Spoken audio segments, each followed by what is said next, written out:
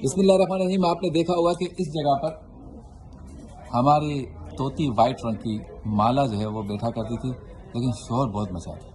कल भी इसने मुझे इंट्रो नहीं करने दिया, इसलिए हमारे जो सलमान भाई हैं जो इन परिंदों का ख्याल रखते हैं वो इसे छोड़ के बाहर आ जाती है जब ये ज़्यादा शोर मचाती है। और इस वक्त ये कहाँ पर है, आइए मैं आपको ले जाता हूँ तो आपको पता चलेगा कि इस वक्त इसको कितना, ये हमारे स्टूडियो से कितना दूर इसको ले जाएगा। जल्दी जल्दी आपको ले जाऊँ, और जब इसको यहाँ ले जाया गया तो सारे हमारे जितने भी बच्चे हैं वो सारे इससे खेल रहे हैं। ये है हमारा डिपार्टमेंट और माला आ गई है यहाँ पे, ज़रा दिखाइए भाई माला, ये कहाँ गई? ये देखिए, इसको शोर मचाने की सज़ा ये दी गई है, इसको यहाँ ले आया गया, लेकिन ये सज़ा हमारे इन दोस्तों के लिए ये रौनक हो गई है, सारे इससे खेल रहे हैं।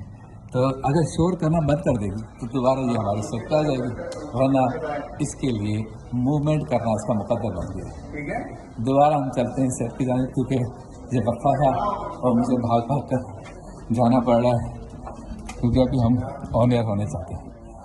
बहुत शुक्रिया।